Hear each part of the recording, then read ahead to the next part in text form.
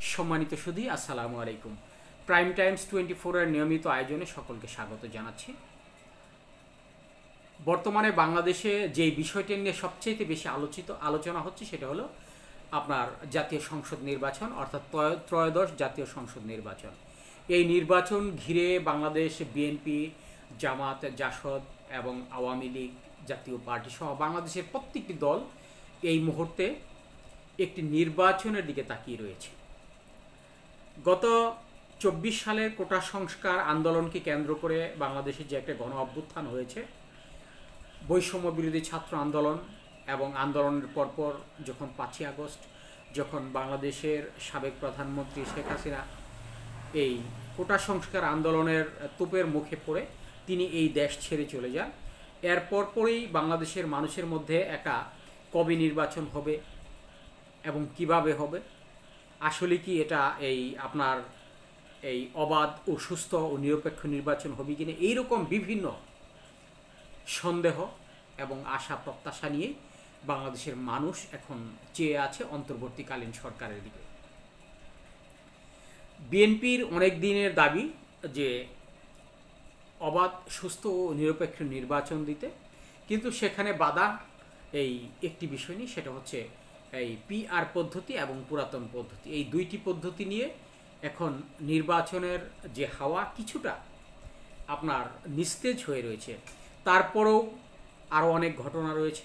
এখন বর্তমানে এই আন্তর্জাতিক গণমাধ্যম জরিপে আপনার 4,15,00,000 ভোটারের যে আপনার একটা তদন্ত হয়েছে, অর্থাৎ ভোট হয়েছে, এটা নিয়ে এখন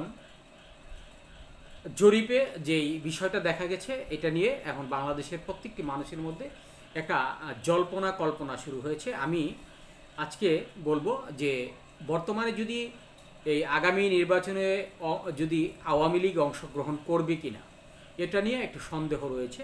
তারপরেও একটা জরিপ হয়েছে, সেই জরিপে যে একটা পার্সেন্টেজ আছে সেটা নিয়ে আমি আলোচনা করব। বাংলাদেশে সবচাইতে যে বৃহৎ কয়টি দল রয়েছে, এর মধ্যে আছে আওয়ামী লীগ, বিএনপি, জাতীয় পার্টি, জামাত, এনসিপি এবং ইসলামী আন্দোলন। এই সবটির মধ্যে একমাত্র এখন পর্যন্ত এনসিপির আপনার নিবন্ধন হয়নি। এটা নিয়ে আমরা নিশ্চয়তা, অনিশ্চয়তা, ইতিবাচক, নেতিবাচক সব দিকেই আমরা আপনার বিষয়টাকে নিয়ে চিন্তা ভাবনা করছি। তবে এখন যে আন্তর্জাতিক গণমাধ্যমের যে জরিপটা, সেই জরিপে যদি আওয়ামী লীগ আগামী সংসদ নির্বাচন করে তাহলে কি হতে পারে, যেহেতু এখন আওয়ামী লীগ ক্ষমতায় নেই, অন্য দিক থেকে দেশের বাইরে বিভিন্ন নেতা কর্মীরা অবস্থান করছেন, আসলে তাদের অবস্থানটা কোথায়, কিভাবে এবং কত পার্সেন্ট হতে পারে, এটা একটা জরিপ হয়েছে। বিএনপি, আওয়ামী লীগ অর্থাৎ বাংলাদেশের সব কয়টি দলের সম্পর্কে একটি জরিপ হয়েছে। সেই জরিপটা আমি আজকে আপনাদের সামনে আলোচনা করব।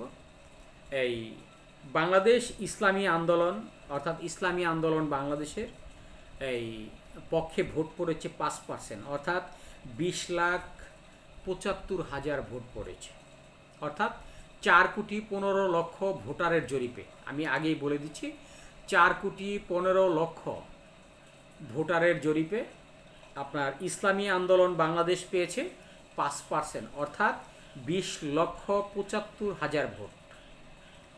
এখন আসুন এনসিপির পরিমাণ 6%, অর্থাৎ 24,09,000।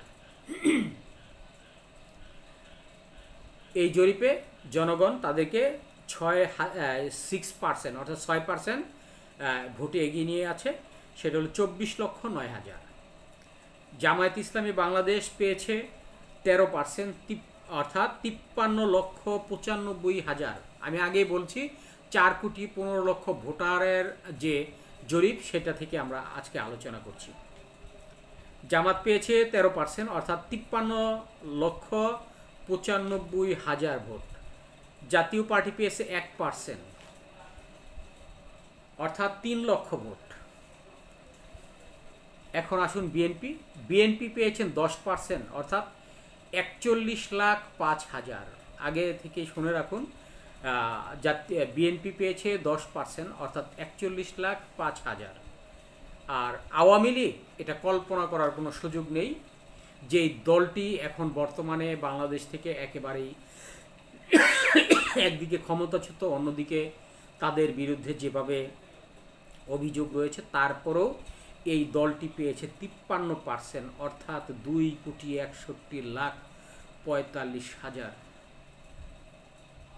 এটা কল্পনা করার সুযোগ নেই। এটা কিন্তু আমার আপনার কোনো জরিপ নয়, এটা হলো আন্তর্জাতিক গণমাধ্যম জরিপে, যেখানে 4,15,00,000 ভোটারের মধ্যে এই জরিপে আওয়ামী লীগ পেয়েছে 53%, অর্থাৎ 2,61,45,000 ভোট। এটা কল্পনা করা যায় যে দলটি এখন ক্ষমতায় নেই? আসলে বিষয়টা এখানেই। বিএনপি সবসময় আওয়ামী লীগ সবসময় 40%, 45% ভোটে সবসময় এগিয়ে আসতো প্রত্যেকটা নির্বাচনে আমরা দেখেছি। তবে আমি একটি কথা বলতে চাই এই বিষয়টা নিয়ে। গত 16 বছরে মোট 3টি নির্বাচন হয়েছে আওয়ামী লীগের। প্রথম নির্বাচনটি নিরপেক্ষ, অবাধ ও সুস্থ নিরপেক্ষ নির্বাচন ভোট হয়েছে। এর পরবর্তী 2টি আওয়ামী লীগ কারচুপি করে রাতের অন্ধকারে ভোটের মাধ্যমে তারা ক্ষমতায় এসেছেন। এই কথাটা বাংলাদেশের, শুধু বাংলাদেশ নয়, সারা পৃথিবী জানে। তারপরেও কিন্তু আওয়ামী লীগ 63% ভোটে অন্যান্য সব কয়টি দলের চাইতেও, তারা সব কয়টি দল যত পার্সেন্ট ভোট আছে তার চেয়েও 13% ভোটে, অর্থাৎ আওয়ামী লীগ 63% ভোটে তারা সবচাইতে এগিয়ে রয়েছে। এখন বিষয়টা হচ্ছে, আসলে কি আওয়ামী লীগ ভোট নির্বাচন করতে পারবে? এই বিষয়টা নিয়ে নির্বাচন কমিশন একটি কথা বলেছেন, যে সমর্থকরা ভোট দিতে পারবে, অর্থাৎ আওয়ামী লীগ সমর্থক যারা আছে তারা ভোট দিতে পারবে। আসলে ভোটটা কিভাবে দিবে? যেহেতু এখন বাংলাদেশে আওয়ামী লীগের কোনো অবস্থান নেই, তাদের ফাইলটা হিডেন হয়ে রয়েছে, প্রত্যেকটা নেতাকর্মী দেশের বাইরে আছেন এবং বিভিন্ন জায়গায় পালিয়ে রয়েছেন। যারাও এই দেশে আছেন তারা একেবারে চুপটি মেরে, ঘাপটি মেরে বসে আছেন এই আইনশৃঙ্খলা বাহিনী এবং অন্তর্বর্তীকালীন সরকারের ভয়ে। আসলে কি নির্বাচন হলে আওয়ামী লীগ কি কেন্দ্রে আসতে পারবে, ভোট দিতে পারবে, এবং কারা এই নির্বাচনে অংশগ্রহণ করবে? এখানে মূল একটি বিষয় রয়েছে, সেটা হচ্ছে যদি অবাধ, সুস্থ, নিরপেক্ষ নির্বাচন হয়, তাহলে আওয়ামী লীগের যারা আপনার অনেক নেতাই আছেন আওয়ামী লীগের, যাদের বিরুদ্ধে কোনো প্রকার অভিযোগ নেই, তারা নির্বাচনে অংশগ্রহণ করতে পারবেন। সেটা আওয়ামী লীগ যেহেতু বাংলাদেশের সবচাইতে বড় একটি রাজনৈতিক দল, একটা সুকৌশলী রাজনৈতিক দল, এবং তারা এমন একটি দল যেই দলটির সমর্থকরা এই আওয়ামী লীগ ছাড়া কিচ্ছু বোঝে না, যার কারণে তারা যদি নির্বাচন করে, আর যদি তারা এই বেছে বেছে প্রত্যেকটা আসনে যদি তাদের সেই ভালো মানুষগুলোকে, অর্থাৎ যাদের বিরুদ্ধে কোনো প্রকার অভিযোগ নেই, এই ধরনের লোকগুলোকে, অর্থাৎ এই ধরনের ব্যক্তিদেরকে যদি এই আওয়ামী লীগের পক্ষে তারা অংশগ্রহণ করাতে পারে, তাহলে এই যে সমর্থকরা তারা 100% ভোট দিতে পারবেন। এখানে আইনি কোনো বাধা থাকবে না, তার কারণ অন্তর্বর্তীকালীন সরকারের এরকম কোনো অধিকার নেই যে একটি নিবন্ধিত দলকে, 70 বছরের পুরাতন একটি দলকে নিবন্ধন এত দ্রুত বাতিল করতে পারে। বাতিল তখনই করতে পারবে যখন একটি আপনার জনগণের সরকার, অর্থাৎ যখন নির্বাচিত কোনো সরকার দেশে ক্ষমতায় আসবে, তখন সংসদের মাধ্যমে এই দলের বিভিন্ন ভুল ত্রুটি এবং তাদের বিভিন্ন অভিযোগ এবং তাদের বিরুদ্ধে আনিত যে অভিযোগগুলো, এবং তারা যদি কোনো প্রকার এই আইনি বিষয়ে যদি লড়ার পরে যদি এই দলটিকে আপনার অবাঞ্ছিত ঘোষণা করা হয়, কিংবা এই দলটিকে নির্বাচনের উপযুক্ত মনে না করেন, কিংবা এই দলটির বিরুদ্ধে আনিত সকল অভিযোগ যদি এই বিপক্ষে যায়, তাহলে হয়তো আওয়ামী লীগ নির্বাচন করতে পারবে না। নতুবা আমি আমার ব্যক্তিগত মতামত থেকে বলছি, এই আইনের প্রতি শ্রদ্ধা রেখে বলছি, এবং এদেশের যে সমসাময়িক আইন রয়েছে, গতানুগতিক আইন রয়েছে এবং সাংবিধানিক যে আইন রয়েছে, প্রত্যেকটি আইনে এই এখন পর্যন্ত আওয়ামী লীগকে নিষিদ্ধ করতে পারে, মৌখিক নিষিদ্ধ, তাদের কার্যক্রম নিষিদ্ধ করতে পারে, কিন্তু নির্বাচনে অংশগ্রহণটা মনে হয় না।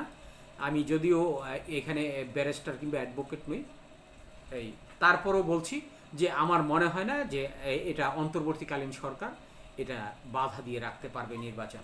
তবে যদি নির্বাচন হয় অবশ্যই আওয়ামী লীগ অংশগ্রহণ করতে পারে, এবং আওয়ামী লীগ অংশগ্রহণ করলে অন্যান্য দলের জন্য একটি ভয়ানক একটি অবস্থান দাঁড়াবে। তার কারণ আওয়ামী লীগ যদি 63% নয় 40%ও ভোটে এগিয়ে আসে, তাহলে আওয়ামী লীগের সংখ্যাগরিষ্ঠ যে দাঁড়াবে অন্যান্য দলের চাইতেও ডাবল। তখন দেখা যাবে যে কোনো না কোনোভাবে এই আওয়ামী লীগের সাথে অন্যান্য দলের যারা নেতাকর্মী থাকবে তারা যদি সম্পৃক্ত হয়, আর যদি একটা কৌশল অবলম্বন করে আওয়ামী লীগ, তাহলে আওয়ামী লীগ ক্ষমতায় আসতে, অর্থাৎ নেক্সট নির্বাচনেও আওয়ামী লীগ ক্ষমতায় আসছে। এখন এই 4,15,00,000 ভোটার যে জরিপ, এটা আমি বলছি না, সেটা আন্তর্জাতিক গণমাধ্যমে যে জরিপ, সেটা আপনারা হয়তো ইউটিউব কিংবা আপনার গুগল সার্চ দিলেই বুঝতে পারবেন। এটা আমার ব্যক্তিগত কোনো মতামত নয়, এটা আমার ব্যক্তিগত কোনো চিন্তা ভাবনা নয়, এবং ব্যক্তিগত কোনো জরিপ নয়। এই জরিপটা একান্তই গণমাধ্যম জরিপ, সেটা আন্তর্জাতিক গণমাধ্যম জরিপ, আপনার জরিপ। একদিকে আওয়ামী লীগের এখনও যেহেতু প্রশাসন এই একেবারে সাজানো গুছানো তাদের রয়েছে, অন্যদিকে তাদের 16 বছরে তারা যে অর্থ উপার্জন করেছে, এই অর্থ উপার্জন নিয়ে তারা হয়তোবা নির্বাচন করতে পারবে, এবং সুস্থ, নিরপেক্ষ এবং অবাধ একটি নির্বাচন হলে অবশ্যই এই এখন বা বর্তমানে যে জরিপ রয়েছে এই জরিপে আওয়ামী লীগ জিতে যায়। ধন্যবাদ।